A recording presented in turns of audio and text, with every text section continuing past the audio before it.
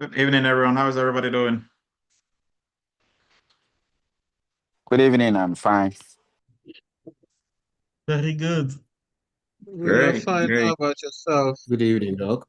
Good evening, Doc. great. Good evening. Hopefully, everybody had a good.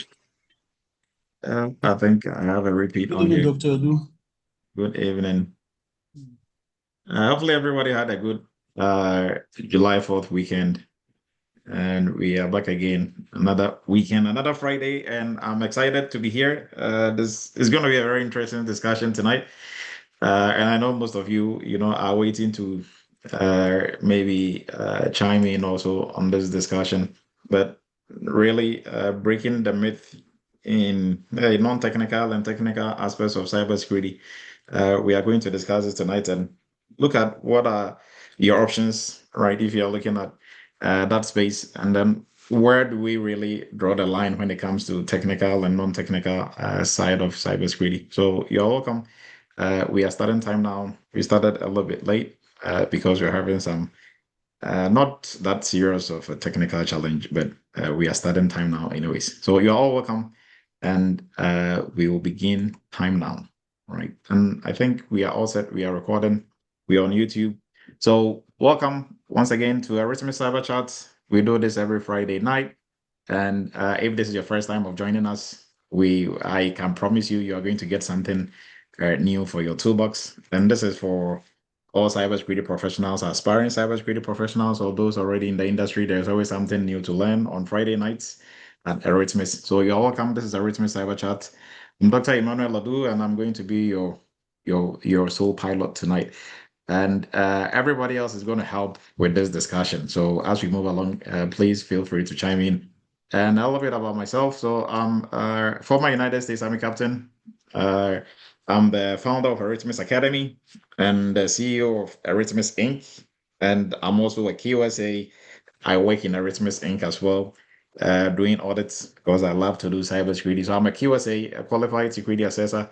Eretmis Inc. is a QSA company, qualified PCI QSA company, and we do other cybersecurity projects as well. And then also a former professor at University of Maryland Global Campus and CTC, and a member of the Forbes Technology Council. So being in the IT space, I think 25 years thereabout now. And I love to mentor, share knowledge in the cybersecurity space and in general, in the IT space. So you are welcome. We are jumping in. Eretmis Inc. We are partners with CompTIA. Eretmis Academy, we are partners with CompTIA, and what that means is that CompTIA gives us 20% discount to our students, to our community members. So if you're on here, you're looking to sit for Security Plus, Security Analyst, you can reach out and we will give you a 20% discount before you go sit for this exam. So at least you save yourself 20% on these exams. And for folks looking to renew your certifications, if you sit for any of these exams, every 3 years you have to renew. So if one way to renew is to make sure you are either resident for the exams or you are using what we call continual educational points to renew, right? So if you want to use continual educational point or continuing educational points or education points, CEU or CPU, whichever certification body we are looking at, you can use, you being here tonight, you can put team hashtag team live in the chat, take a screenshot of it, and every 45 minutes on here counts as 1 point for you to renew your certification, right? So you can take advantage of that as well. And with that, we are going to move on. We have a WhatsApp group. If you've not already joined, I think the link will be posted for you to be able to join. So if you've not joined, you can join and stay up to date with everything happening in the Eretmis family and all the nice stuff that is happening. There's a lot of good conversation going on the WhatsApp platform, and it's only cybersecurity related stuff that we put on there, right? And our YouTube channel, we are transmitting live on YouTube now.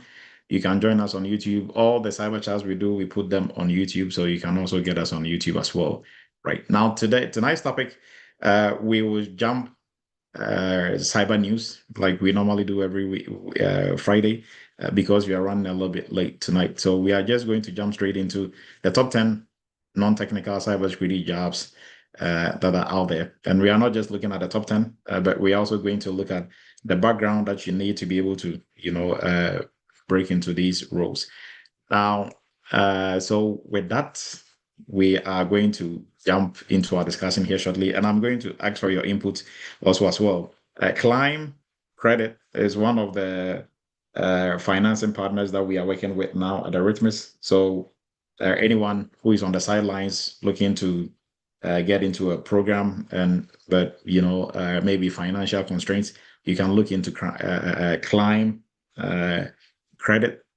They approve almost anybody and everybody, and you can do very low monthly installment payments, all the way as low as 120 a month or something thereabout, depending on whichever program that you choose with them, right? So you can use Climb to finance any of the programs that we have.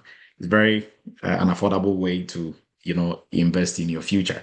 Now, we'll go through a catalog of courses that are coming up this month or early next month.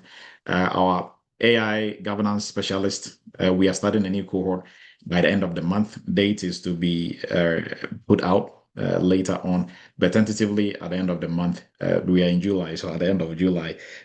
Now, this program is for folks who are looking to, now, there's this AI that organizations are using AI, and they need people who are doing GRC in the cybersecurity side to do GRC for AI on this side, how to manage, govern, how to also conduct risk assessment when it comes to the use of AI.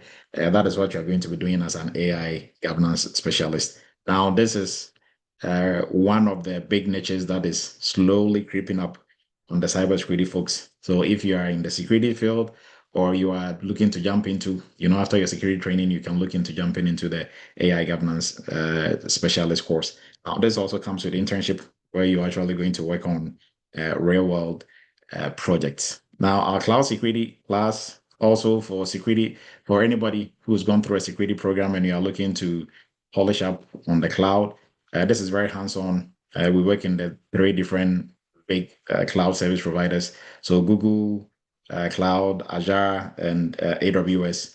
And we walk you through not only strategy, but also hands-on. So it's theory very packed in terms of the fundamentals, and then jumping into the environment and working on different projects. It comes with a very interesting internship as well, where once you are done, you're a full-blown cloud security professional, and you can sit for any of the cloud certifications if you go through this program, right? And then we have our entry-level course for folks who are totally new. You are looking to break into the cybersecurity space.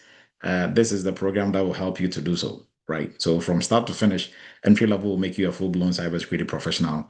It comes with 2 months of training and then 2.5 months of internship and workshop, where you work on different cybersecurity projects, and then we help with job placement as well, job placement assistance. So we help with your resume and interview prep and all that as well, right? So this will take you from where you are to where you can start working as a security professional. And then our PCI DSS for folks already in the IT space, in the cybersecurity space, looking to specialize in arguably the most lucrative niche in the cybersecurity space.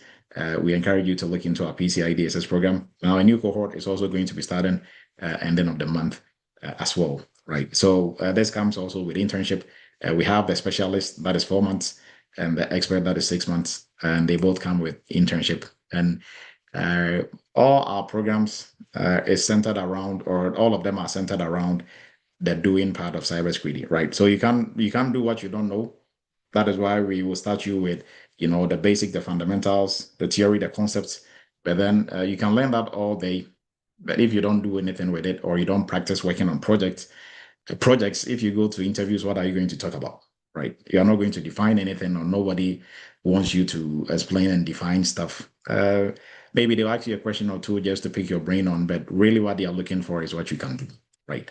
And then we jump into this is, I would say, arguably the best program when it comes to learning GRC, especially when it comes to doing GRC, not learning, just doing GRC, because here you are going to learn by doing, right? We work on projects, 10 major GRC projects, spanning from conducting an audit, risk assessment, third-party risk assessment, incident response, awareness training, and the list goes on. And you are going to do, right? So we don't encourage you to join this program if you don't have any cybersecurity background, because we don't teach basics and fundamentals. You have to go through entry level if you're totally new. If you join this, then you should have a good working knowledge in the cybersecurity space, because we jump onto these projects and it's the super highway. So projects, so all the way to the end, and it's really within all projects are done within a very tight timeline, right? So that is why we expect you to have a very good working knowledge in the security space. And then our WhatsApp, you can join on our YouTube as well. And with that, we are going to jump into our technical and non-technical cybersecurity jobs. So before we continue, I'll just take maybe 2 or 3 or 4 takes. What is your take on technical cybersecurity role and a non-technical cybersecurity role? Like, what really is your understanding of it? You can raise your virtual hand and I'll give you the floor for you to explain in your own words. What do you think a technical cybersecurity role is and a non-technical role is? Anyone want to give it a shot? Okay. Andy, go ahead.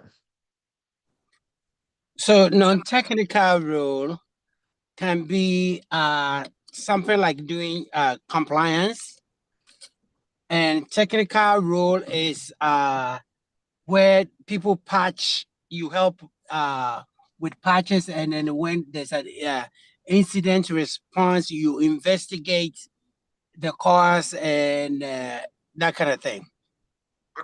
Okay. A good start. Ian, please go ahead. Or Ian, please go ahead.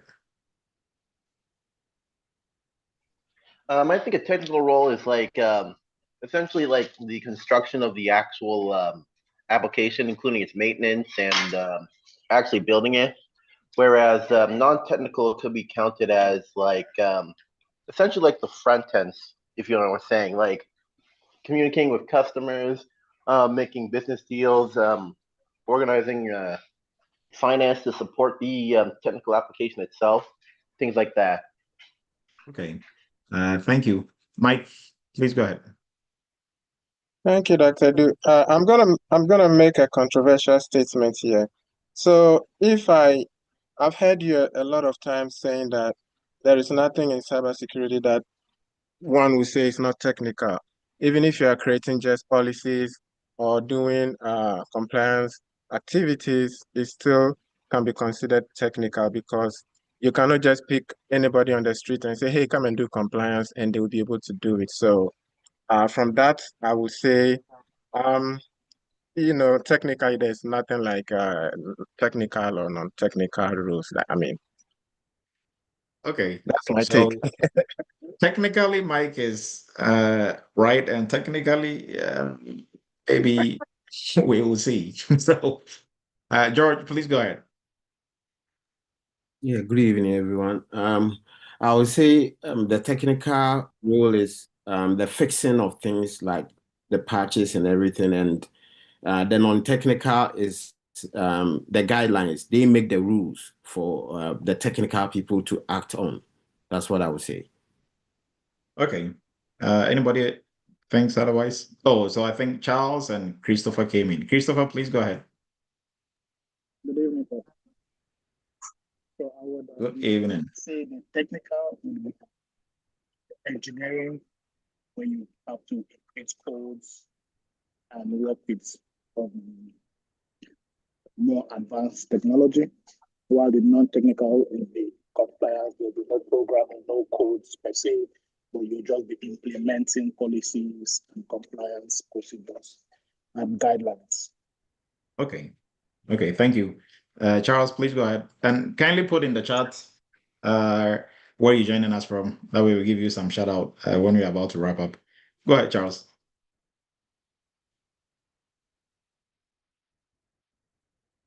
You're muted if you're trying to speak, Charles. Oh, sorry, I forgot.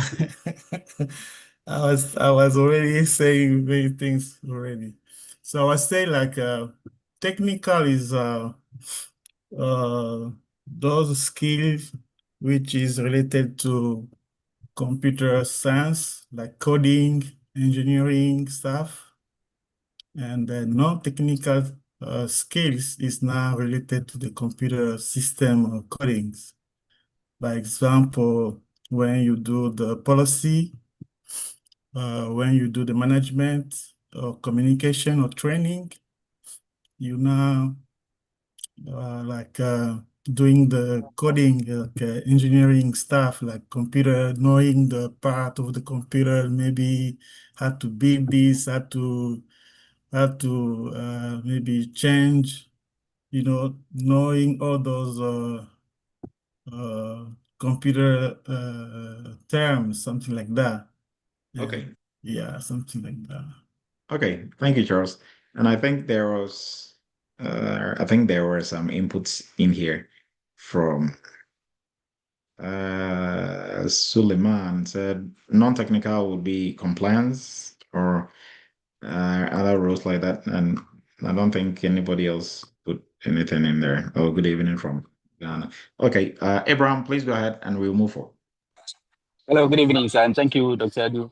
I believe technical roles basically deals with scripting, coding, photography, and something like that, technical aspect. And then when you talk about the non-technical roles, they basically deal with making policy, like more or less like GRC, in the GRC space, like assessment, auditing, and those stuff. That's my understanding. Okay, thank you. Welcome, So, sir. okay, let's use a very practical everyday example. So, I think everybody here has been to I was going to use the mechanic shop, or if you want to service your car and you take it to the shop, which people will you consider to be the technical people and which people will you consider to be the non-technical people? If you go to the shop, there is a receptionist where you sign in. If you want to make an appointment, that is where you make your appointment. And then they will ask you or if you did walk in, you just walked in, so what are you there to do? Servicing, or you want to change this, or you have a special problem, blah, blah, blah. And then there are the people, on the floor who are doing the zzz, doing the fixing. With the example you are giving now, the technical people would basically be the mechanics that would actually fix the actual problem. And the non-technical people will be the receptionists, the people that take your information down and help you go to the mechanic, help your car sent to the mechanic to get it fixed. They are the Okay. non-technical. Okay. Anybody else? I think Charles, you had your hand up. Yes, sir.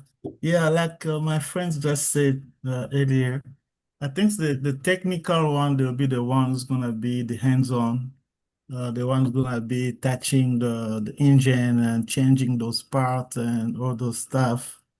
And the not technical one, they'll be the ones gonna support. They're gonna support the technical by maybe billing the customer by by making the paperwork or something like that. Thank you. So, thank you. Then my next question is, should the quote or unquote non-technical people who are doing the billing, who are the reception, taking phone calls, and are they really supposed to know anything about the particular vehicles that are being fixed in that shop? Like, know maybe the parts or the brands, the type, Do you think they need to know that? Yes, sir. I think they have to know. So that is the limits of technical and not technical. It's not by knowing. We can know everything, but like the hands-on touching those uh if somebody do the billing doesn't know like how much, what is maybe the What type of oil was used yeah, to what service type your of car and oil, what type which of type of filter things. was changed? So if it doesn't know those, how you can build? So in the not technical cybersecurity, we know stuff, but we not like doing the hands-on like every day. But we know the principle. We know like what encryption means. Encryption is Yes, but we're not doing it like every day, something like that. okay. Okay, so hopefully everybody is following the example that I gave, right? Because we are going to use that as we move along. Now we are going to know exactly, okay, so technical, non-technical, but where do you stand? If you want to go, you are going the non-technical side. What do you have to know, right? Like Charles rightly said, to be able to do the billing. Because if you don't know the type of oil and the type of filters that are being used to do this, and they mentioned that, then maybe you're going to give them a less bill or less money to pay, or you're going to charge them too much. And maybe what they did wasn't even up to that, right? Or so we will see what you need for even non-technical cybersecurity jobs, right? So let's look at non-technical and technical. Now we will look at technical cybersecurity jobs first. So what do we mean by technical cybersecurity jobs? And like Mike said from the beginning, Dr. Edus will always tell you, so what I tell you about everything is technical. Yes, everything is technical. But in the industry, right, they've come up with quote or unquote, quote and unquote technical and non-technical, right? And mostly when they say technical, they are referring to jobs that require you to know coding. You are going to be doing coding, or it requires you to be an expert in networking, operating systems, digital forensics, threat analysis, right? So that has been tagged as technical. And that area also requires you to have an extensive computer background, an extensive networking background, right? A deep knowledge and deep understanding of how different computer systems works and different programming languages work and function and operating systems. And so that has been tagged as technical, right? So mostly when they say technical, non-technical, although overall, to be able to even function on the non-technical side, you need to understand what is going on. But strictly going by, what we do, or maybe some of the bad sayings in the industry, right? Just like how when somebody says information security, they are referring to cybersecurity, or they can interchange information security and cybersecurity, although technically they are not the same. But when I say one in the industry, this is what I mean, right? So when they say technical, non-technical, yes, technical means you need to have an extensive IT background. You need to have an extensive understanding. You have to know programming really well, 9 out of 10, 10 out of 10, be a network expert, operating systems. You have to know them inside out. You have to. So that is technical by industry, standard. That is technical. So really deep understanding into all these areas. Now we are going to look at non-technical as we move along, but we are going to jump a little bit deep into some of the technical roles and what they do in the technical roles. That way, when we jump into the non-technical, you have a better understanding of what is going on. And reason why we are doing this is because in the cybersecurity space, there is something for everybody. Whatever your background is, whatever your educational background, whatever your professional background is, there is something for everybody. Even if you've never worked in your adult life, there is still something in there for you, right? So that is why we are doing this, to kind of start the conversation and let you know there is something for you. So if you're looking to jump into cybersecurity to do a career switch, don't sit there and say, but I have no experience. I mean, how am I going to? And the biggest question that we get is, so after I've gone through training, when it comes to working experience, what do I put on there, or how do I go about it?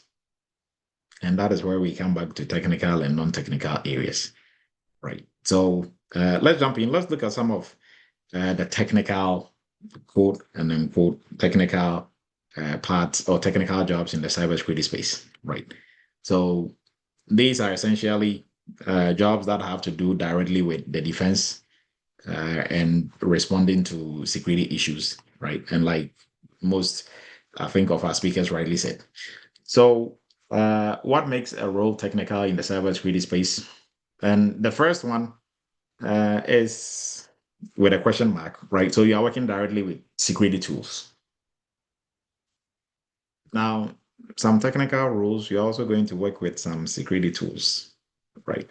I mean, what we are really driving at here is not just your normal security tools, but some, I would say, uh, your technological systems that you use to defend your network, right? Which include tools.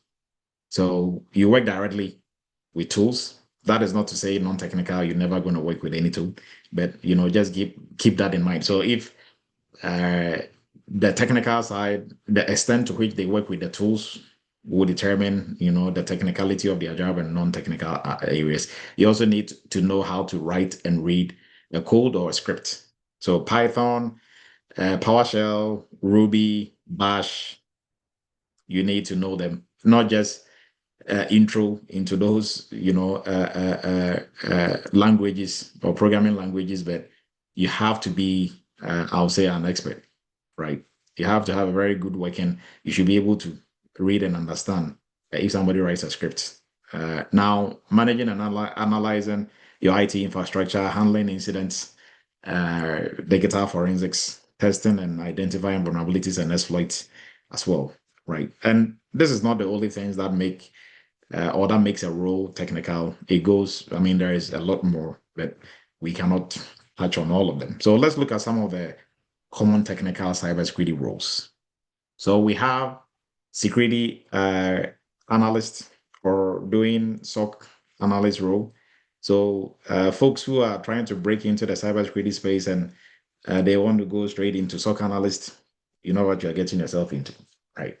So they monitor, they investigate security alerts.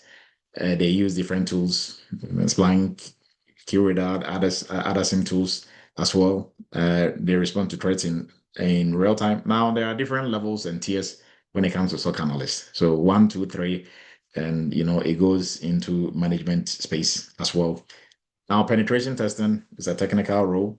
Ethical hacking or penetration tester, one of the same. You are going to try to breach systems, try to break into them. And if you find vulnerabilities, you are going to come up with a report on which ones you're able to exploit, which ones you couldn't. And, organizations will use that information to protect themselves, right? Now, these are not the only roles. Security engineer, incident responders. For security engineer, you are going to design, configure security infrastructure, maintain your firewalls, IP, EDRs, and others. Incident responders. So this can be tied into your forensics, right? Folks who do the forensic investigation when there is an incident, just like how you see in these investigative, series like USC, what is the name of that one? NCIS and others. If there is an incident, they go to investigate. The same thing is what we do in the security space. If there is a breach, there are investigators like UC and NCIS. They also come through to do their investigation and they fall under this space, right? And malware analysts, reverse engineers, they all kind of fall under the bigger umbrella of incident response and forensics, right? And then SOC to a certain extent. And then we have threat intelligent analysts. They also kind of fall within the same space, right? So all these roles we will consider to be technical. And for your malware and reverse engineers, I think we just saw that again. So some of the skills that you often need here be understanding operating systems, so Linux, Windows, and others, networking, understanding networking, having not just understanding it, but a very good, I'll say maybe 9/10 when it comes to networking. Programming, same thing, 9/10. Tools, you have to be well vested in the tools. Now for the certifications, if you have them, fine. If not, it's not a hard requirement, like we've talked about several times.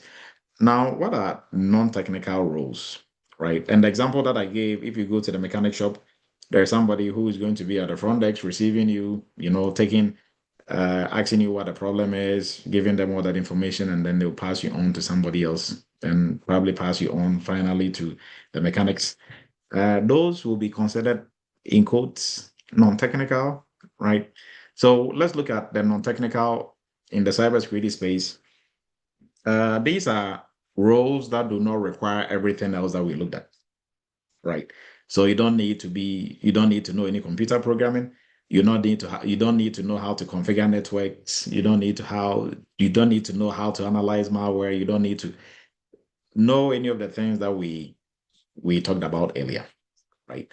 So does that mean that I don't need to know anything in cybersecurity to do a non-technical role? That is a big question we are going to answer tonight, right? So instead of everything that we looked at that you need, here you don't need those. So some of the things that you are going to be doing and the focus areas, like most of you said, policies, risk compliance, training and awareness, project management and program management, documentation and writing, legal and privacy, right? These are some of the areas that you are going to be looking at, right? So these roles, they support cybersecurity goals without going too deep into the technical areas of it, right? Just like how if you go to the mechanic shop, everybody else who is not on the floor working turning wrenches, they are supporting the work of the mechanics. And if they are not there, the mechanic cannot, function. They have to be the ones coming to receive the phone calls, booking appointments, bailing, doing all sort of stuff. The people at the parts department who are selling the parts, they are not turning wrenches, but they also have a role to play. And all those people are non-technical. If we are looking at the mechanical, like mechanic career, right? In that space, maybe mechanical engineering career in that space, these folks that I've just mentioned, they are non-technical, right? But they support everything else that is going on. So they support the technical side of the work, but so they are more of your supporting team, right? So then for the people still using the mechanic shop as an example, people there, somebody can easily move from working at Target doing bailing, or if they were the ones in the customer service department receiving calls, they can easily transition into the mechanic shop and start doing the same thing, right? Or almost the same thing. And other people in other areas can easily transition into, somebody can even transition into a law office if they're the ones at the desk, front desk, helping with, receiving visitors in and out, making appointments. They can transition into the mechanic shop and still do something similar, right? So you can come from any background and land a role in the non-technical part of cybersecurity. So mostly if you see, I know there are a lot of cybersecurity ads, a lot of cybersecurity schools, and everybody's trying to advertise for something and tell you, hey, you don't need this. To a certain extent, it's true, right? You don't, on the non-technical side, you don't need an IT background. You don't need a cybersecurity background. So if somebody is on the other side saying, no, that is BS, blah, blah, blah, now you know better now, because you are going to let them know, hey, if probably maybe your scope of knowing how things work in the security space is limited. But really, we are doing this for you to know that from a business background, education background, a law background, HR background, communication background, you can even come from no background, right? Nobody, you don't have any of these backgrounds, or so you are coming from a no background, there you can still do non-technical cybersecurity stuff. Now there's a caveat to it, and that is what we are going to get to at the end of this presentation, right? So just like the example that we were given at the mechanic shop, doing bailing or being the guy at the parts department, giving out parts, you don't have to be turning wrenches, but you have to understand what is going on to be able to give out the right parts, right? So even though you have a computer with all the parts in there, you can put them in there, but at least you should know what you are looking at, right? So that is your job on the non-technical side, is to understand and know what is going on to be able to function effectively. Now, majority of what you are going to be doing, the skills and the abilities, you might have been bringing that from outside the cybersecurity space or outside the mechanical shop space, right? So the core traits for non-technical roles, the focus is on processes, people, and policies and others, right? It requires a lot of soft skills as well, communication, analysis, organizational attention to detail, and others. Now, also, you can get into this space with no technical background, right? And what I mean is non-IT background, yes, you can jump in. So if you have an IT background, then I mean, it's a plus for you, right? So let's jump into some of the non-technical job titles that are out there. So you see cybersecurity compliance analyst, and is in red for a reason. Security awareness specialist, not in red. GRC coordinator, GRC analyst. Yeah, non-technical to a certain extent. Privacy program assistant, cybersecurity programs manager or project manager. All these are examples of some of the non-technical roles that you are going to find in the cybersecurity space, right? Now, with that being said, like the runs in red and some other non-technical roles, you will and for all the non-technical roles, one, you need to have a good working knowledge in cybersecurity to be able to function in any of them, right? But we will discuss, and for to the extent of the good working knowledge of cybersecurity that you need, will be determined by the role that you are aiming for, right? So for the list that we have here, for cybersecurity compliance analyst, your working knowledge has to be a bit higher than somebody who is doing cybersecurity project manager, right? Your GRC coordinator, you also need to have a bit of a good working knowledge than somebody who is doing cybersecurity programs manager or project manager, right? And we explain that even more as we move along. So what makes the non-technical jobs? One, they use a lot of transferable skills.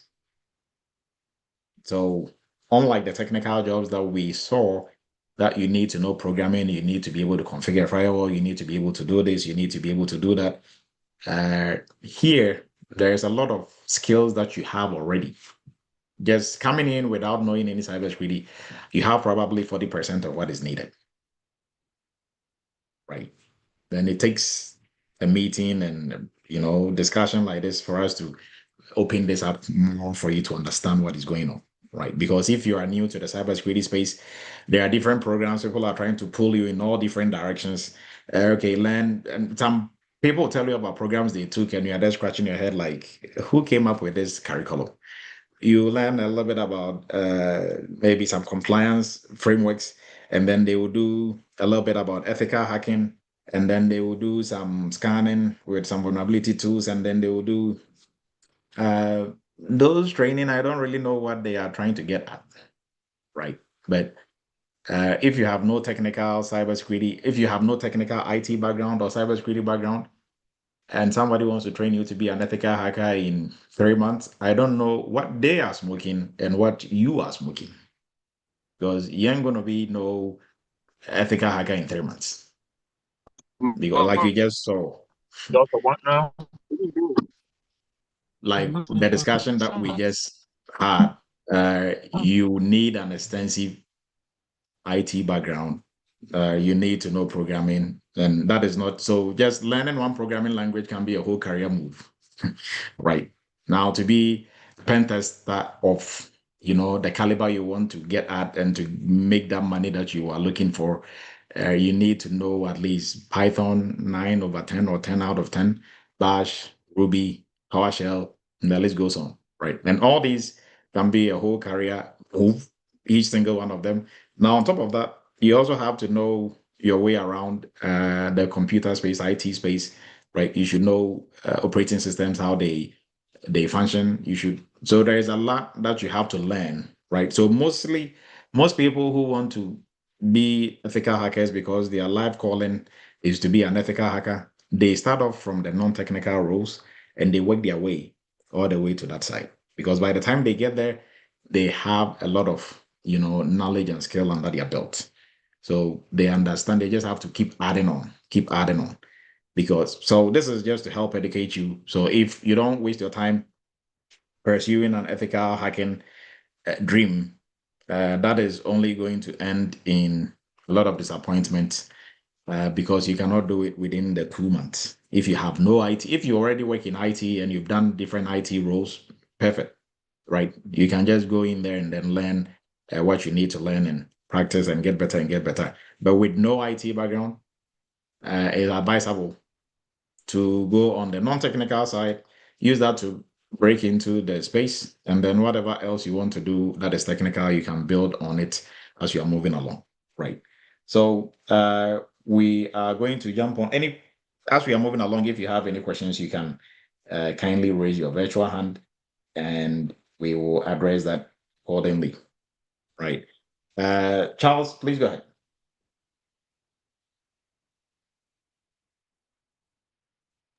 You are muted, Charles, if you're trying to speak. Yeah, thank you. I was applying, like right now I'm applying one job. The title say principal technical program manager privacy analytics. So when I check the requirements, even though the name say technical, there is nothing technical here. Everything just soft skills and your ability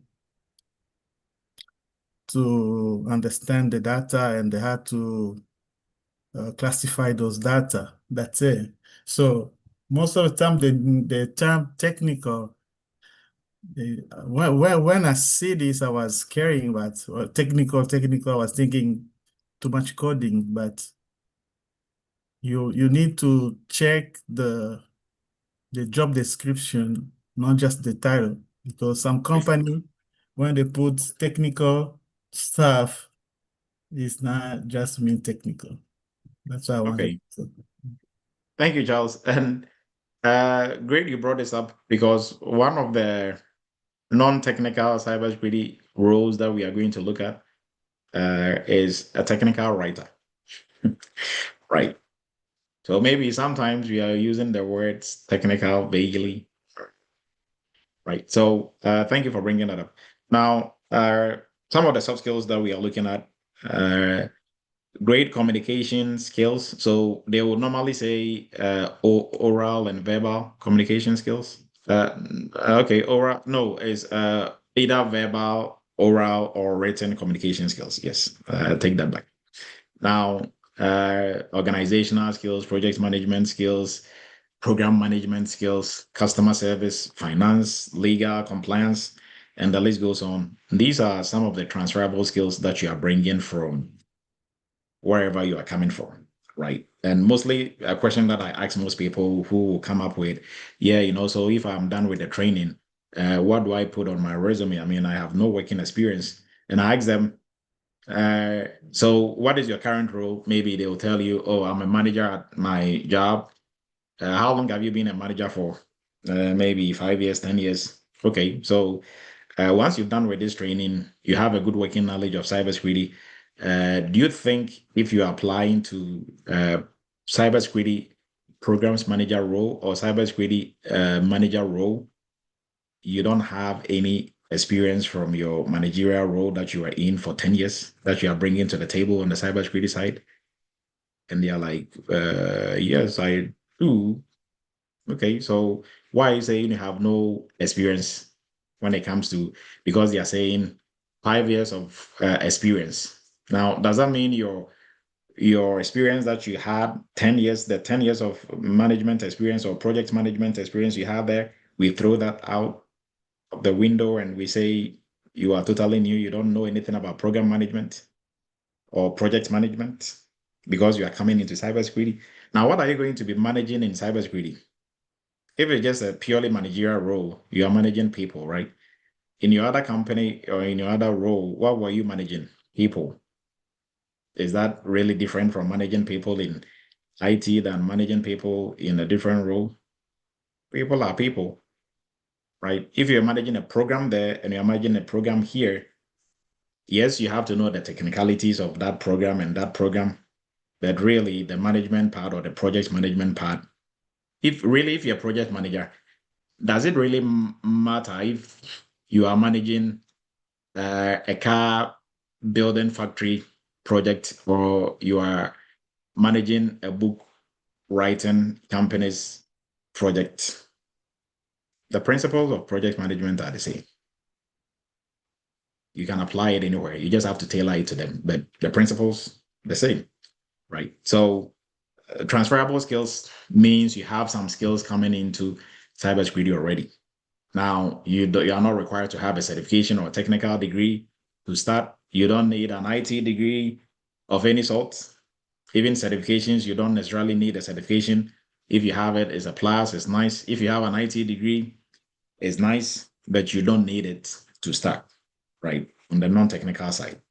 Even some technical side, they are not, these certifications and technical degrees are not set in stone, right? Because mostly employers, they value what you can do and what you've done, right? So we jump into non-technical roles. They exist in almost every industry.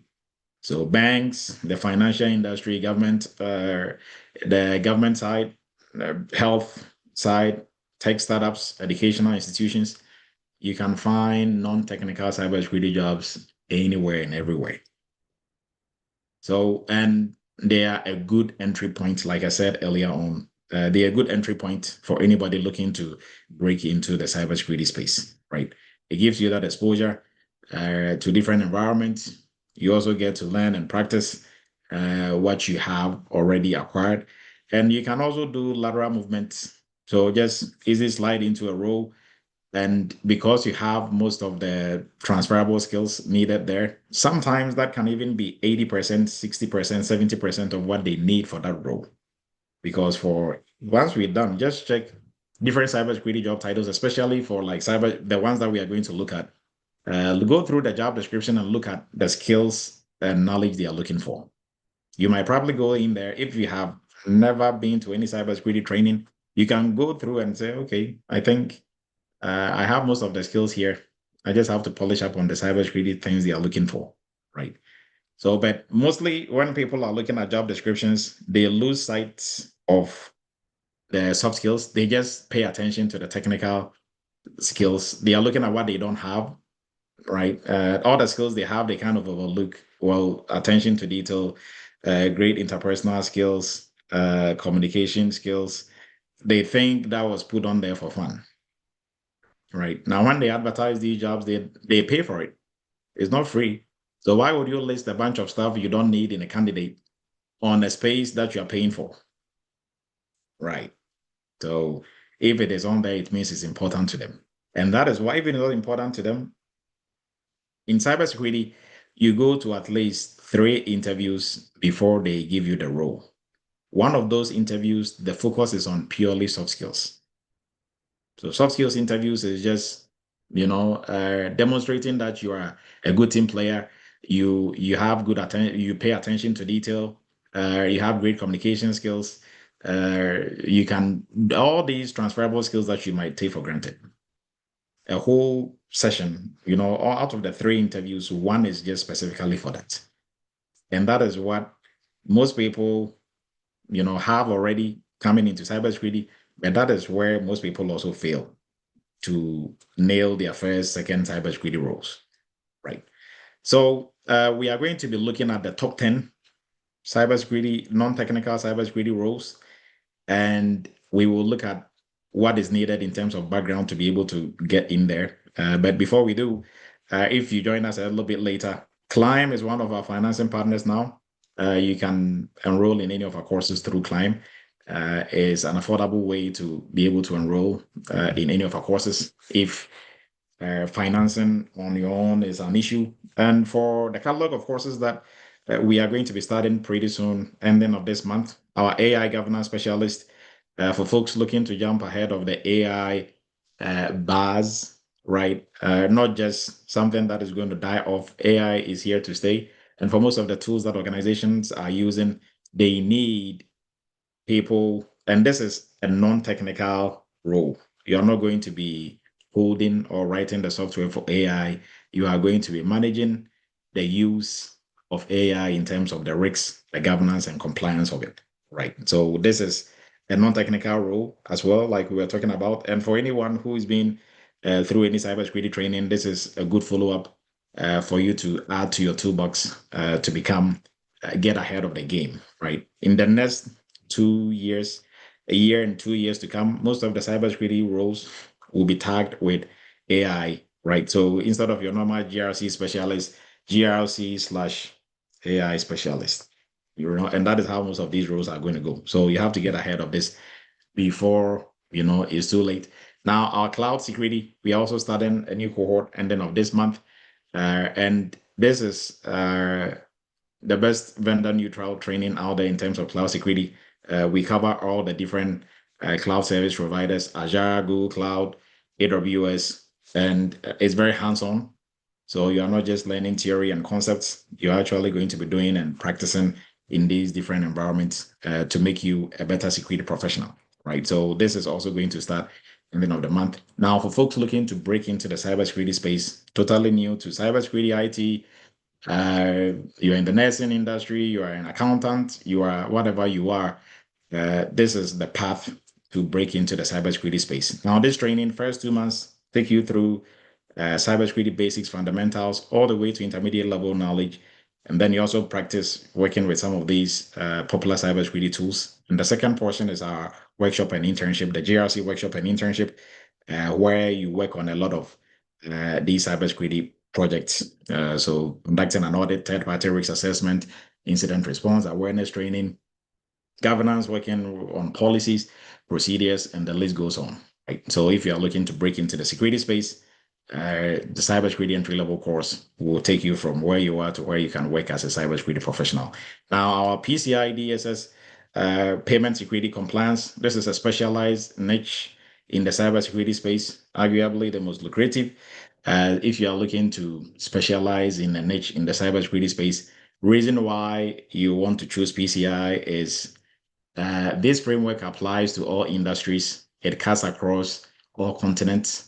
Anybody in the world, if you're accepting credit card and debit card as a company, they have to stay in compliance with PCI DSS, right? So, and they need PCI professionals to help them navigate the space, the PCI DSS space, right? This is one of the frameworks that is not easy to navigate, unlike maybe your RMF and others that, if you have a very good working knowledge of security, you can just grab it and, just work with it. Here, you really have to have somebody show you your way out, your way around the PCI space, right? So, and lastly, our GRC specialist and our GRC internship and workshop. So for anybody who's gone through different training, GRC training elsewhere, if you are looking for real world hands-on, where you work on real world cybersecurity GRC projects, to be able to speak to during interviews, and also to most importantly on the job to be able to function effectively without becoming a working heart attack, like some people are on the job, then jump onto this upcoming cohort. On the 26th of July is when we are starting our new GRC workshop and internship, where we walk you through to work on different cybersecurity projects. So you've been learning cybersecurity up to this point is good. Now is the time for you to do cybersecurity, right? So you can learn all you want. If you've never done anything, good luck, talking in circles during interviews. You can talk and talk and talk. And your folks during the interview, they are very nice. They will nod and okay, all right. But really, you are talking nonsense and they know you are talking nonsense. Don't think you are fooling anybody. They know better, right? And if you get, that email that they are moving on with somebody else, don't be boo-faced because you don't know what you are talking about. And even if you are given the role without an interview, what are you going to do on the job? So if you are looking to get the real world hands-on, get onto the GRC workshop and internship. Now our WhatsApp group Also, you can join. The link has been posted, so you can jump onto this as well to stay up to date with everything that we are doing in the Eretmis space, Eretmis Academy space. Now, the top 10 non-technical cybersecurity jobs. Okay, so before we move into the top 10, I just gave one out. I want maybe two people to maybe make some predictions or guesses to see if their guess will be right in our top 10. And this is our top 10, right? Dr. Edu and Eretmis's non-technical cybersecurity jobs. So if you think you have a candidate for the top 10, you can raise your virtual hand and let us know what one of your top, what you rate as top 10 is.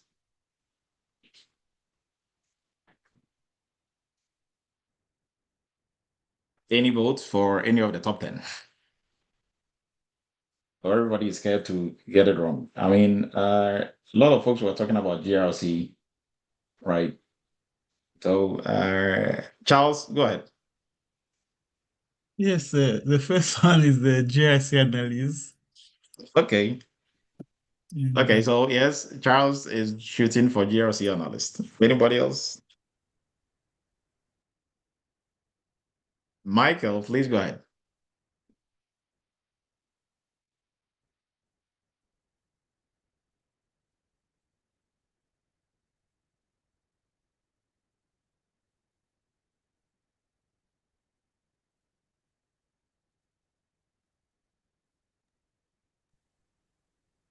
Also, nobody is speaking, so I can add some. Oh, okay. I think I called out Michael. Go ahead, Michael. You are muted if you're trying to speak.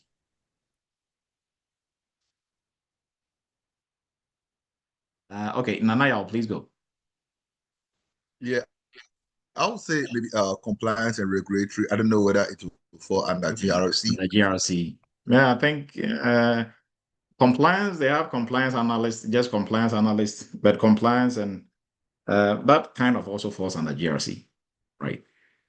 Abraham, please go ahead. I would say CPRM specialist or risk analyst. Okay, third-party risk analyst. Okay. Oh, Michael said he's having some technical challenges. And I think Charles went already, right? So we will go with, and I think Christopher also had his hand up. So Fabi, please go ahead, and then Christopher. Incident response analyst. Incident response analyst. So we're keeping track of the vote. Christopher, please go ahead.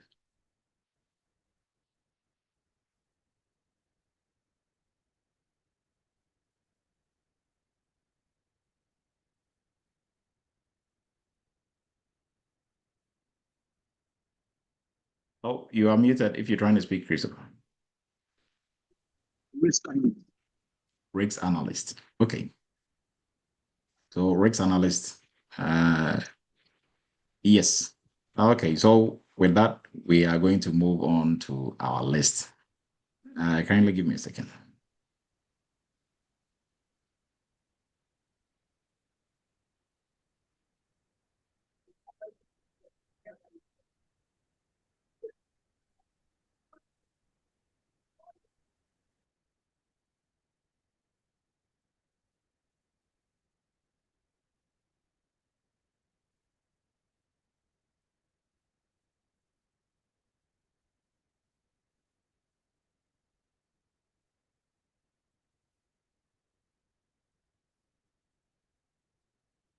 Mike, go ahead.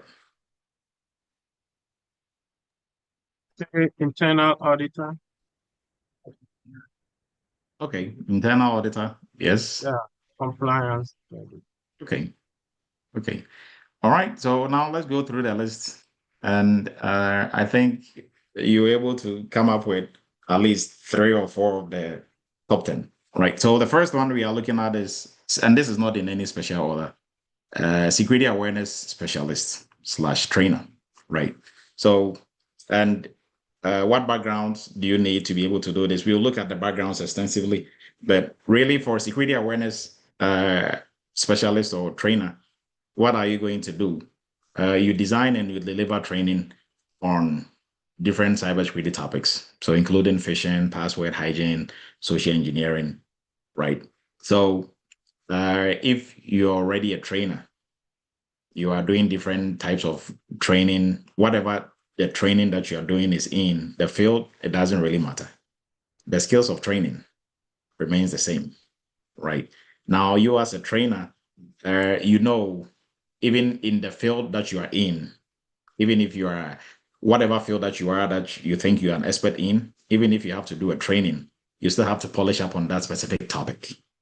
The same thing applies here, right? So you are switching into cybersecurity space. You want to do awareness training. Now the training is on phishing, password hygiene. Let's say maybe just these two topics. You going through maybe some cybersecurity training, having a good working knowledge in cybersecurity. You just have to dive deep into these topics, polish up on it in the delivery, how you go about your training, the concepts, the ideology behind your training still remains the same, right? The techniques, the tactics that you are using still remains the same. So you become a better trainer than somebody who is not done training in their life. All they've been is if somebody has been a career IT person, they've been in cybersecurity for 10 years, they've never done training in their life.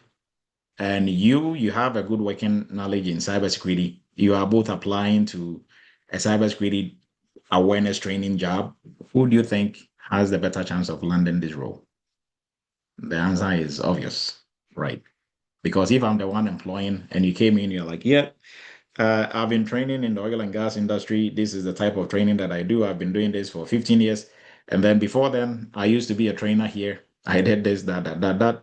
And before then, and this guy is there like, yeah, I used to be a pen tester and I was this and I was that. And okay, that is all good. But really, what we are looking for here is a trainer. Cybersecurity is just at the top of the trainer, right? But the underlying thing that we are looking for is a trainer. So I'm going to pick the trainer, right? The trainer don't have to be an IT guru. He doesn't have to be a cybersecurity guru.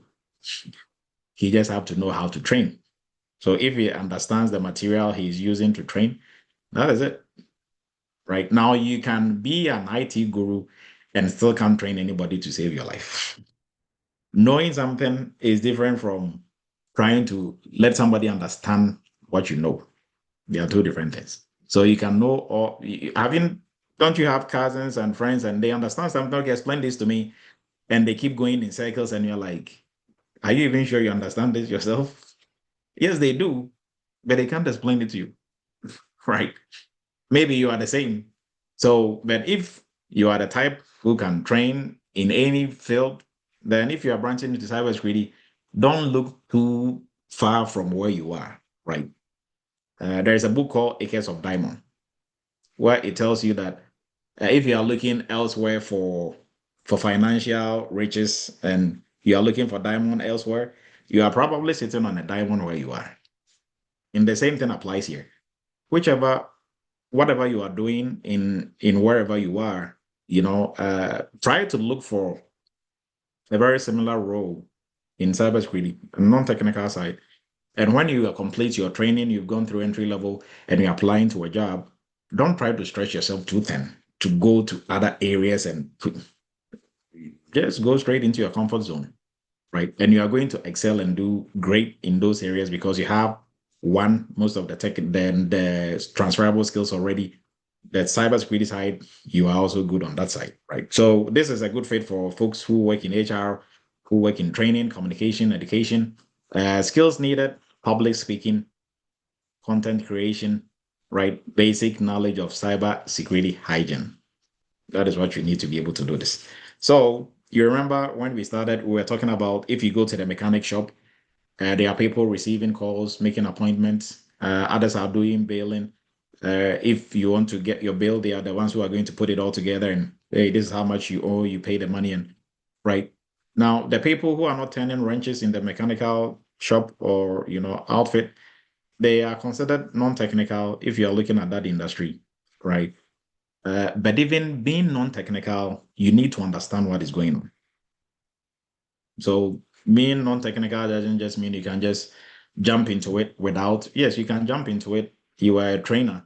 You've been trainer for 10 years. But if you don't really understand cybersecurity and what is going on in there, then you wouldn't be an effective trainer, right? So that is why at the end of it all, you need public speaking, content creation, but you need basic or you need a good working knowledge in cybersecurity, right? And that applies to all the non-technical parts of cybersecurity. So if you hear Dr. Edu say all areas of security are cybersecurity are technical, I'm not going with the industry's terminology of technical and non-technical, right? So now we move into cybersecurity project coordinator. So I think from what Charles was talking about, the role he was talking about a technical compliance role, right? Mostly what they are actually looking for is in the last names of the role.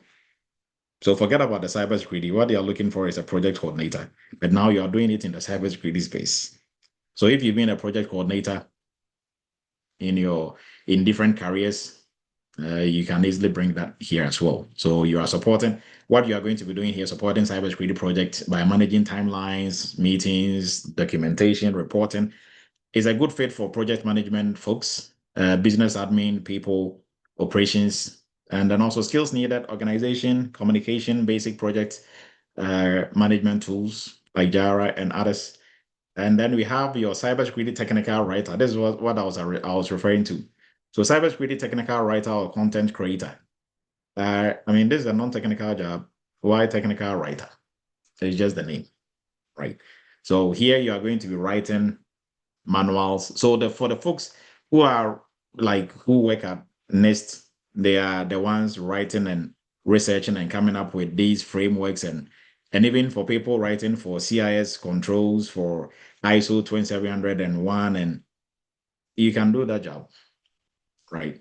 If in your previous job you were writing manuals for whichever company or whichever product, you can do the same. I mean that the strategy and the tech and the tactics and the techniques for writing a manual, they are the same, right? You just have to know the content, understand the industry and what you're supposed to write about, right? So if I wouldn't give this role to somebody who is been in cybersecurity for 10 years but have never written any manual on anything or have written any framework on anything, I'd rather give it to somebody who is coming into the industry with some good working knowledge, but they have years of experience writing manuals, right? So hopefully everybody understands that piece. So background here is writing, journalism, communication, marketing, and the list goes on.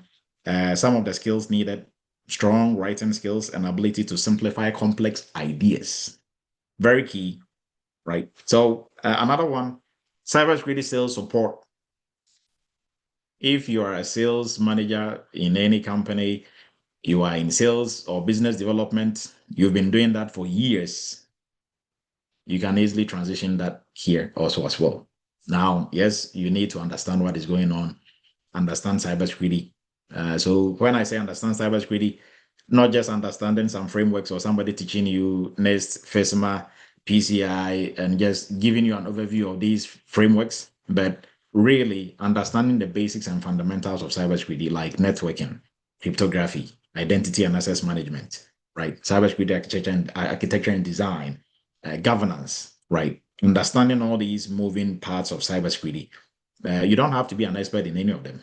You just have to understand what some of the concepts and theories and right means, and you should be able to function. If somebody speaks the cybersecurity language, you should be able to understand what they are talking about, right? So you can do sales and support.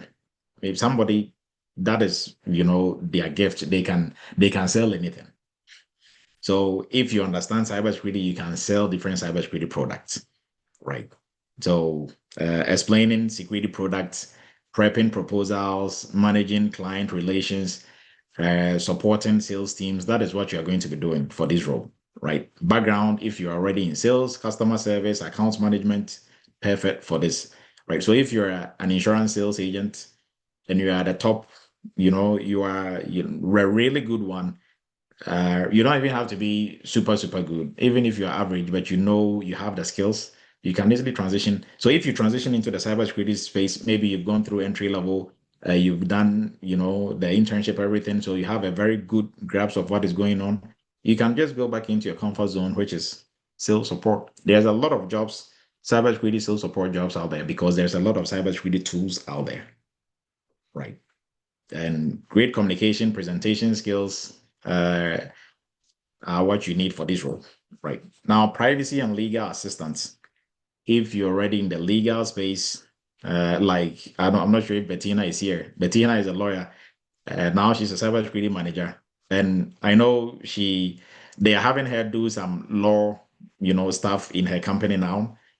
Even though she's not getting paid for that, but if they so chooses or they come up with a new rule for her, she can add legal to it, right? So privacy and legal, if you're already in the legal space, you can help with it. So mostly they help with policies, compliance, issues, documentation, and legal support, right? Now there's a niche in the security space now for cyber law, right? Most lawyers are also moving into cyber law.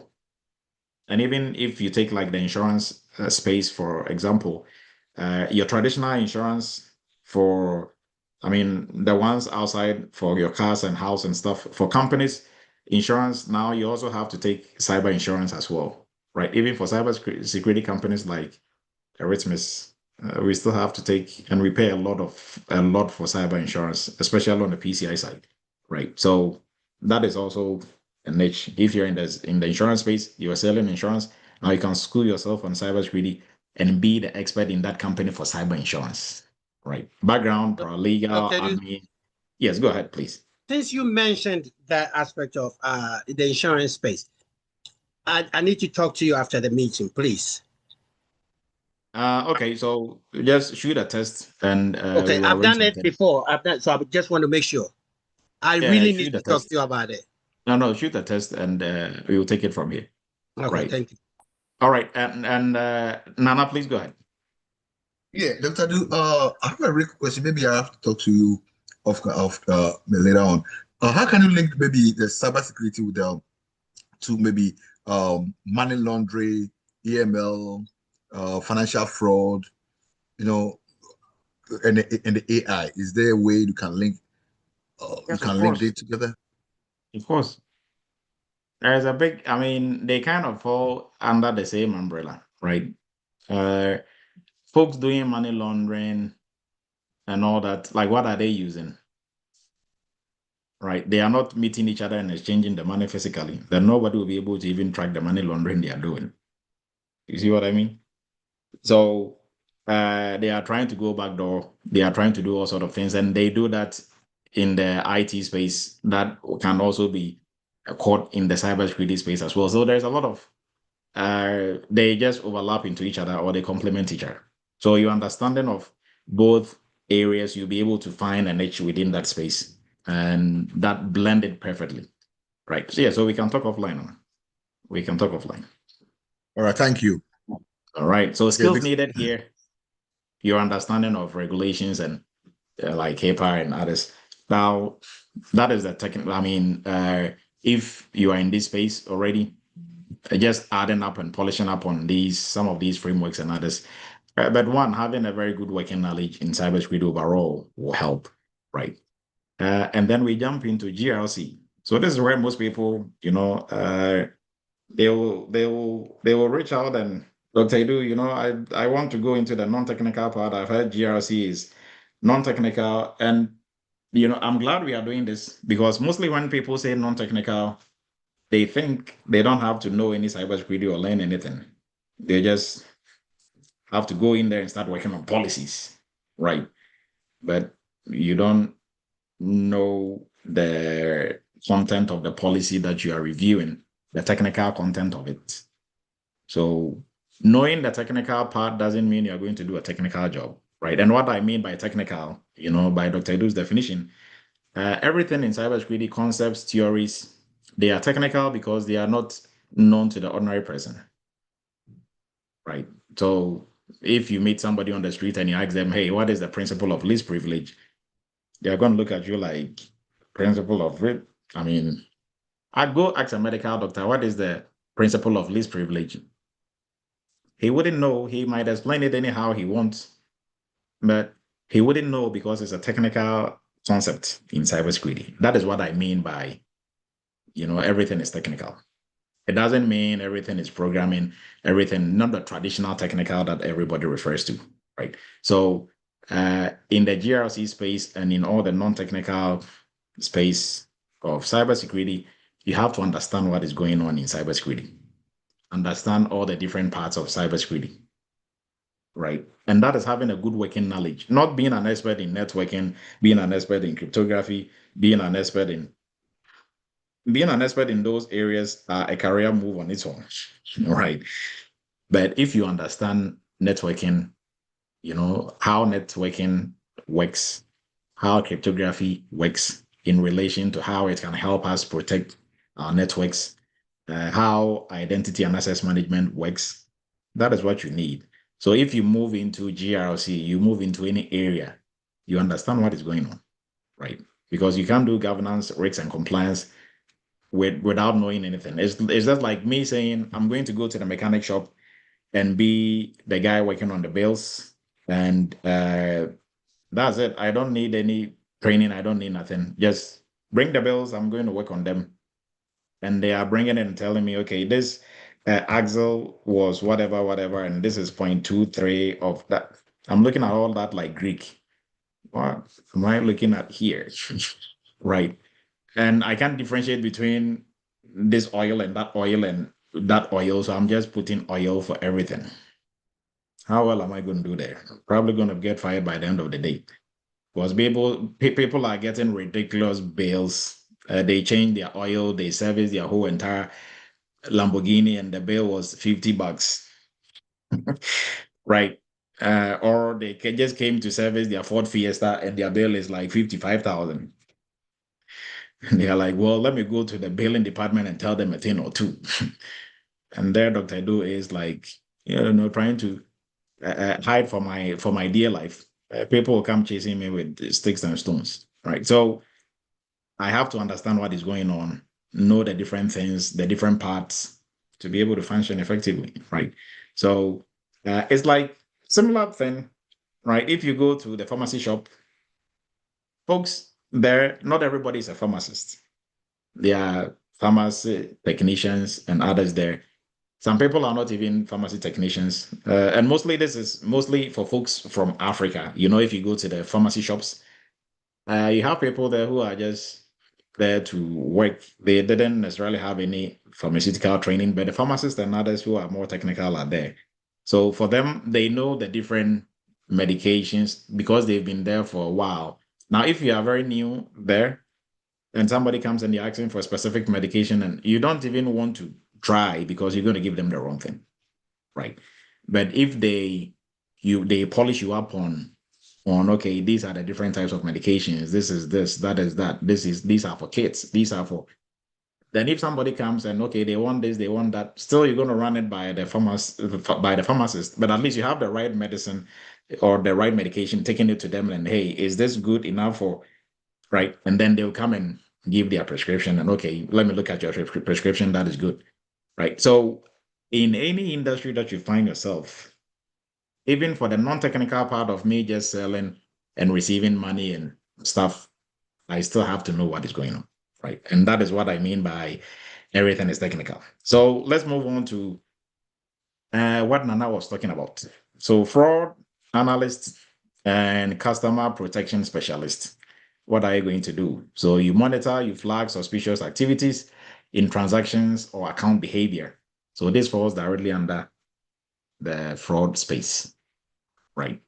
And this also fall under somewhat under PCI, but really stretching it a little bit. So background, customer service, finance, banking, insurance, attention to detail, some of the key skills, investigation or investigative mindset, basic software tools also as well. So like I said, there is something for everybody in the cybersecurity space. Now, cybersecurity marketing and marketing assistants. So you are going to be marketing cybersecurity products and cybersecurity companies. you need a background in marketing, social media, and branding, and you should be able to create content, research, do market research, campaign management. But still, you have to understand what is going on in cybersecurity, right? So if you're already in marketing, you can easily branch into this. When you have a very good working in cybersecurity, very good working knowledge in cybersecurity, you can jump into this. Now, IT security admin support. So I know some people will say, well, to start off in the cybersecurity space, you can start with IT support and then, move into this space and move into that space. Now, I don't really advise that because you can do IT support for 20 years and nobody cares. Nobody is going to come in and say, hey, John, we think you've been doing IT support for a while. We are going to move you into a cybersecurity role because that is really your dream job.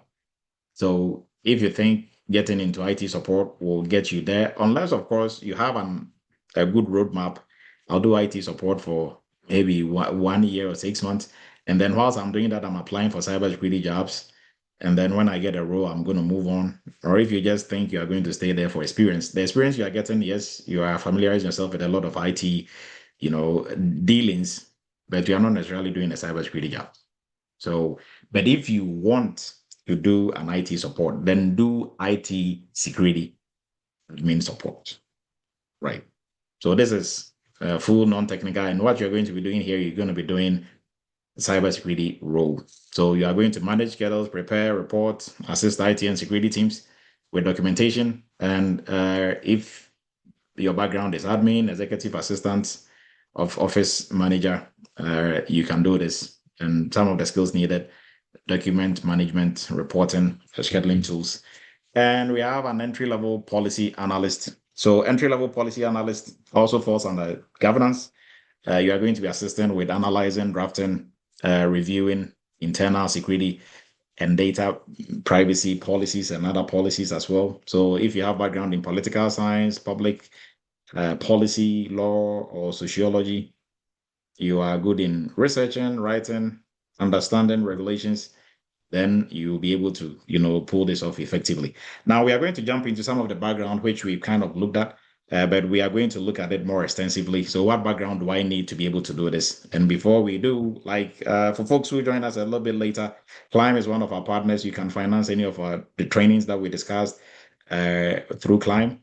And a quick run through our catalog again: AI governance for folks looking to specialize in becoming AI GRC analyst, GRC specialist. This is the course for you. All these courses come with internship, and then our cloud security. Also, if you're looking to become a well-vested cloud professional. Now, a security professional, every security professional, you need to be able to operate and work in the cloud. So if you've done any of our trainings in the past, but you've not actually done the cloud security, we encourage you to look into it. And for folks looking to break into the security space, our cybersecurity entry-level course will take you from where you are to where you can start working effectively as a security professional. And then for PCI, most lucrative, arguably lucrative niche in the cybersecurity space, if you're looking to specialize, this is an area for you to look into. And for folks who've done some training with no hands-on, you think you are not ready for the job market, even if you are given the job without an interview, will you be able to do it? Come and test yourself here, whether you'll be able to do the job. Right, because here we're actually doing the job. It's not training. This is not your typical boot camp that you are going to go through basics and fundamentals. You are doing the job, right? So come join this program, work on some projects, and you are going to be job ready. Now, our WhatsApp group, you can join and then learn more and be able to, join Cyber Chats on Friday nights. And our YouTube channel, we're transmitting live on YouTube. So now we are going to jump into the backgrounds that are needed for the non-technical part of cybersecurity jobs, right? So the first one, we're looking at the security awareness training, awareness trainer or analyst or specialist. So good background: teaching, education, human resources, corporate training, psychology, right? Communication. So for the field, the main focus here is on people and behavior, and your key understanding cybersecurity habits. So because it's an awareness training, what people shouldn't be doing and what is good cybersecurity hygiene. So if you have any of these background and you are looking to branch into the cybersecurity space, this is one area to look out for, right? Now, the project management, cybersecurity project coordinator, good backgrounds for this: project management background, operations background, business admin background, office management background, event planning background. You can do this. The focus here is organizing, scheduling, tracking, and skills needed is admin heavy. So for anyone who is coming from any of these backgrounds, this is a good area for you to look into. Cybersecurity technical writing and content creators. So journalists, English, if you have a background, English, literature, marketing, writing, UX writing, and instructional design. So here, skills needed: strong communication, strong writing, communication skills are essential and also being able to simplify technical content for a broader audience, right? So you have to, I can't stress on that enough, a good working knowledge in cybersecurity, right? And if you don't have that, the entry level will give you a very good working knowledge beyond an entry level, professional. Now, for cybersecurity sales and support, good background, sales and accounting, and account management, business development, customer service, marketing, real estate, and insurance. So if you're a real estate broker or insurance broker, you are looking to switch, like I always keep saying, there's something for everybody, right? Now, it requires persuasion. So you're able to convince and persuade people, relationship building, customer insights, transferable skills so you can transfer, all these skills into cybersecurity products sales, privacy and legal. So if you are paralegal, you are legal secretary, corporate compliance, public policy, risk management. If you're in any of these space, you can directly apply your skills that you have into this space into the cybersecurity compliance workspace. For GRC assistant or GRC specialist, any of the GRC roles, if you are coming from auditing, accounting and finance, quality assurance, procurement, internal controls, this is also a good space for you to look into, right? And then we have fraud analyst, customer protection specialist. If you are coming from a claims investigation, call center for dispute resolution, insurance, banking, and finance, this is a good space for you, right? So also you can easily transfer your skills from there into this space as well. Now for cybersecurity marketing assistant, digital marketing, social media marketing, market research, branding and PR, advertising or advertisement. Companies need marketers who can draft compelling campaigns about their security product and services, right? So if you're in this space, you can also look into this also as well, right? And then I think lastly, we will look at the IT admin support.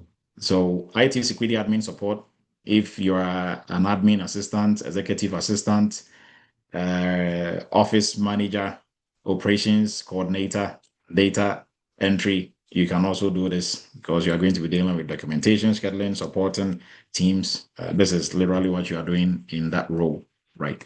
And I think last one is the policy analyst. And if you have a political science background, sociology, policy, public policy, and also government affairs, legal studies, you can also transfer your skills into this space because it directly, everything that you need, everything that you have in this space in the background will help you to pull up this role as well, right? Now, with that, we are going to run through everything that all the courses we've run through already. So we're just going to jump straight into questions and answers. And I know there were some hands that were up. If you have any questions, you can bring it up. And there are a lot of, hopefully this starts the conversation, within your minds. And now you are thinking about, okay, what am I bringing to the table? So whatever you are bringing to the table, start looking for roles in that, side of what you already have, right? So if you've gone through any of our trainings already, now this should help you to narrow it down to, okay, this is some of the areas that I can look into because I already have a background in these areas, right? If you are new getting into the cybersecurity space, yes, you have the transferable skills already. Get into a training that is going to build your knowledge and then also give you some hands-on. So when you branch into any of these non-technical roles, you'll be able to function effectively. And also you narrow down to a field that you're already in that you can easily leverage to make you a rock star, right? In whichever role that you're going to find yourself. Emmanuel, please go ahead. Good evening, everyone. Good evening, Dr. Edu. Good evening. Thank you so much for your contribution to the community. I'm actually joining you guys live for the first time, although I've been listening to your messages for a long time now. Over time, I've heard you say educational background, age are not limitations. I quite agree, but I have questions regarding that area. Okay. The trend of today, if anyone who peradventure have a high school diploma and whose resume speaks to the experience and responsibility, and another person who is a competitor too for the same role has a bachelor's and have equal experience, would you think that the person who has bachelor's have an upper hand?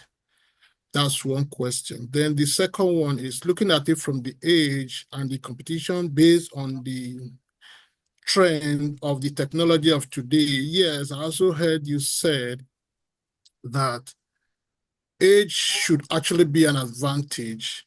But in the real world of selection and interview processes, do you really think that would be a leverage for any person who is of that age range between 40 and 60, like I heard you said in previous? I'd like you to throw more light on that, if you don't mind, sir. Okay. So thank you for bringing that question up. Now, let me start with age. When you apply for a role, nobody's age is on their resume. Am I right or wrong? Anybody puts their age on their resume or date of birth? You're right. So when you apply, nobody knows your age. When you go to interviews, nobody knows your age. During an interview, they don't ask you how old are you. The only time they get to know your age is when they offer you the job. Even that is HR who is going to know your age. The hiring manager who gave you the role, they don't really care, right? The HR will know your age because you have to submit your social security, you have to submit your passport or your ID. That is how they'll get to know your age. Until they give you a role, and nobody will give you a role and say, well, I didn't know, you were the friend of David in the Bible, so you are too old for this. Sorry, we can't hire you. That's never going to happen. If they gave you the role, they gave you the role. So the only time they will find out about your age is when they've given you the role. So during interviews, age wouldn't even come in. That is why I say age doesn't matter, right? Now, age will work for you yourself because Emmanuel, when you were 25 and now, if you're supposed to employ Emmanuel who was 25 and Emmanuel now, whom are you going to choose in terms of maturity, in terms of calmness, in terms of analytical thinking, critical thinking? Absolutely. It actually depends on the role. And for now, when it comes to the non-technical decision-making and the temperament, empathy, and all of the above, mine today is definitely more of tolerating behavior than when I was 25. Yes. But if when you were 25, we're going to play soccer, obviously we will pick 25 Emmanuel, right? So, but here, fortunately for us, the job that you are going to do is not physically demanding as, other, fields would demand, right? So that is about the age. The only time they're going to know about your age is when they give you a role.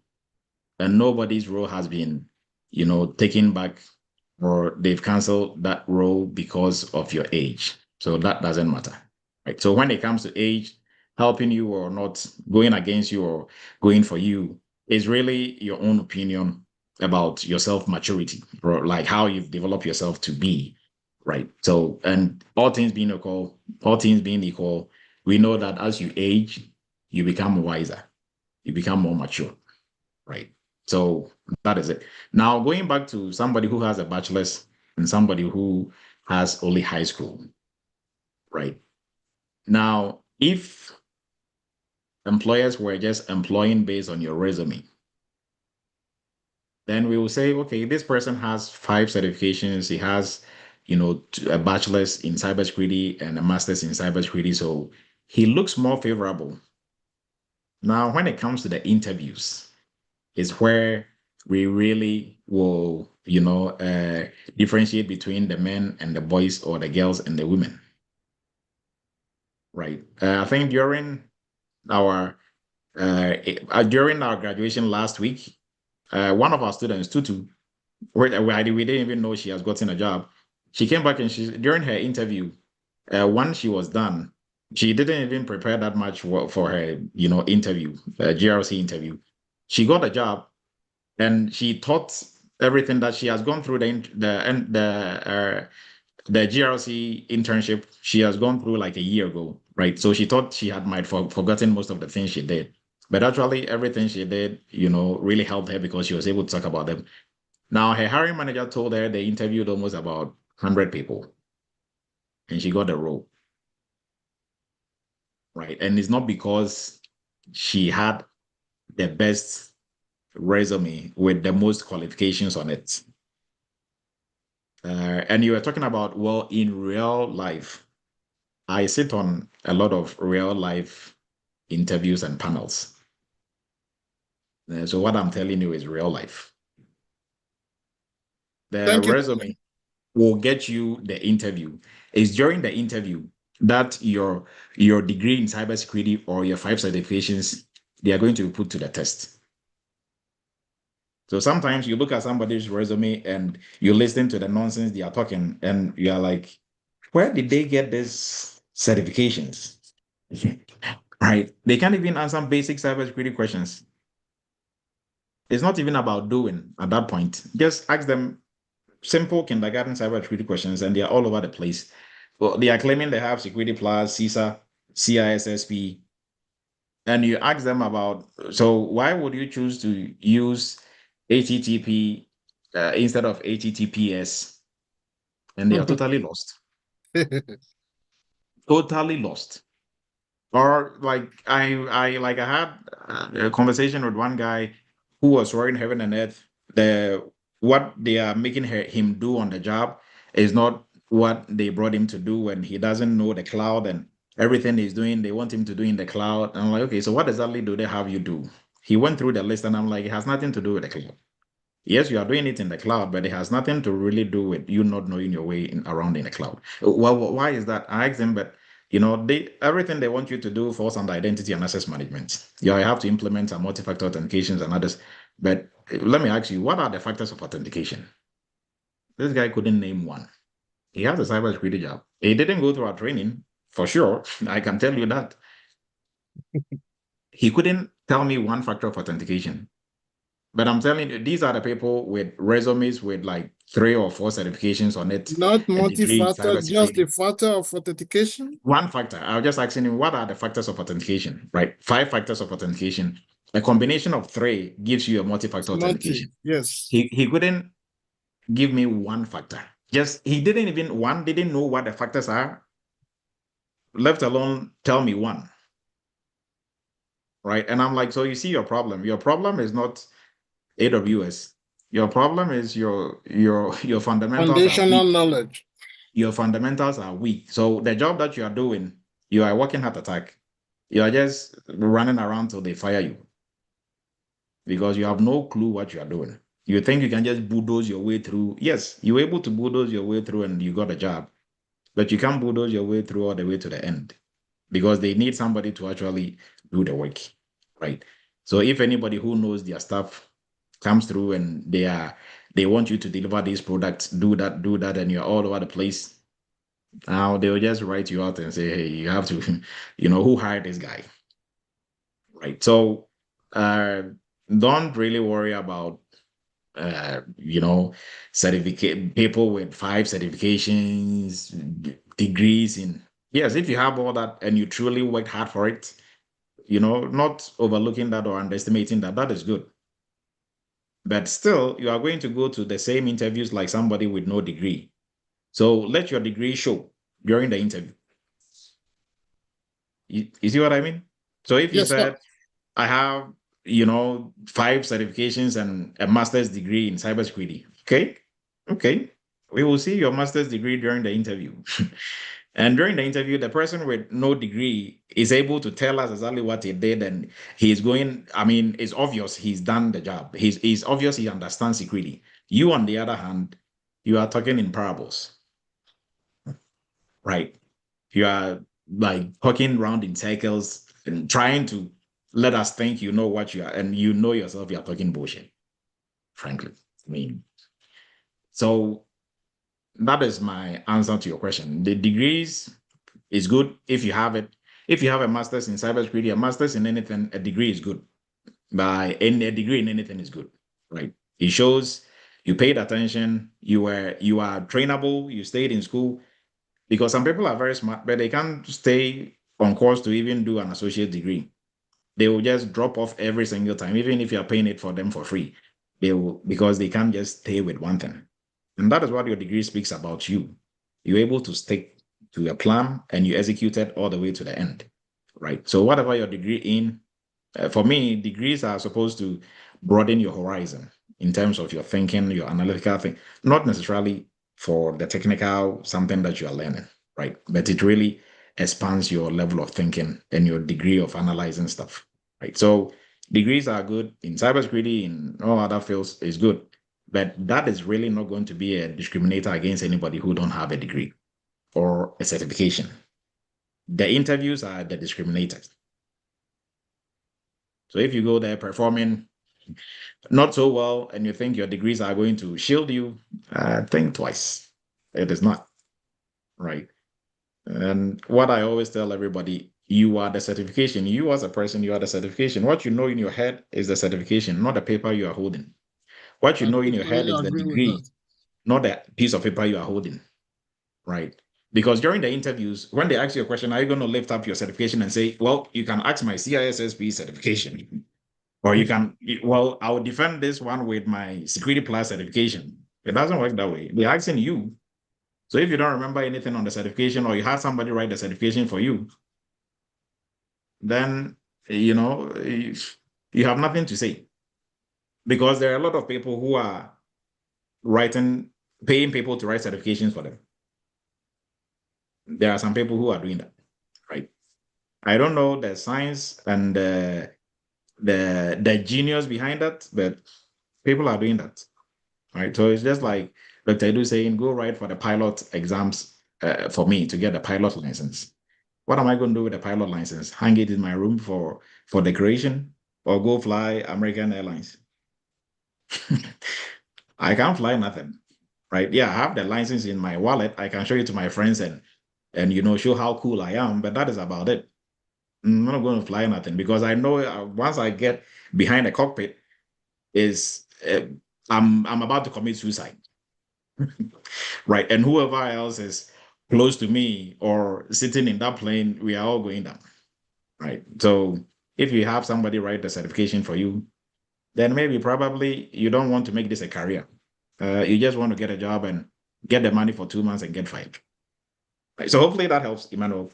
Any other Yes, it questions does. before we wrap up? Yes. Yeah, a quick one. When I was paying for the internship, I got a link that says book an appointment with you or your representative. Is that part of the criteria? No, you really don't. If you don't have any questions, they are going to send you all the information for the internship once the details are ready, right? And mostly you get it a week before the program starts. Okay. Thank you so very much. All right, you're welcome. All right, everyone, and some shout outs to let's go through the chats. I know on YouTube there are some team lives in there, and there are some questions. Jerry and Chucks and Usman, Ishmael, and others. We acknowledge you in the chat. And for the chat that is on WhatsApp. For the chat that we have on here, Sabrina's, hi everyone. We have Nicole from Atlanta, and some greetings in the Tuyen. Hopefully I got your name right. So Tuyen from Dallas, Texas, and Suleiman answered the question. I think asked the question. Oh, Suleiman. So one question to Dr. Edu: is it necessary to go SOC analyst training after Security Plus before landing a job in the cybersecurity space? No. So, if you have Security Plus, my next take will be to work on some projects. So whether with Eretmis GRC internship or workshop, or you can go do something elsewhere, but work on some projects. Security Plus gives you the knowledge base. And also, I'll say, depending on how you prepared for Security Plus, mostly when you are preparing for the exams, your focus is on to pass the exams. When you pass, go back to the material and look at it in a more relaxed state. That way you'll be able to absorb most of the information in there, right? Because that is a good foundation for anything you want to do in the security space. But work on some projects. You can learn all you want. If you've never worked on any project, you've never worked on any project. And during interviews, that is what is going to set you apart from everybody else, right? Everybody else is doing the same thing. Get some certifications, go to interviews. If you're lucky and they pick you, they'll train you on the job. And you get on the job and you know they're not going to train you on nothing. Because are you going to employ a driver and teach him how to drive? Of course not, right? You might as well give that role to your cousin, right? So, and then, pay them and teach them like how to do the work, right? So, going through the Mike, Atlanta, we have Fred from Texas, and then also Charles from Texas as well.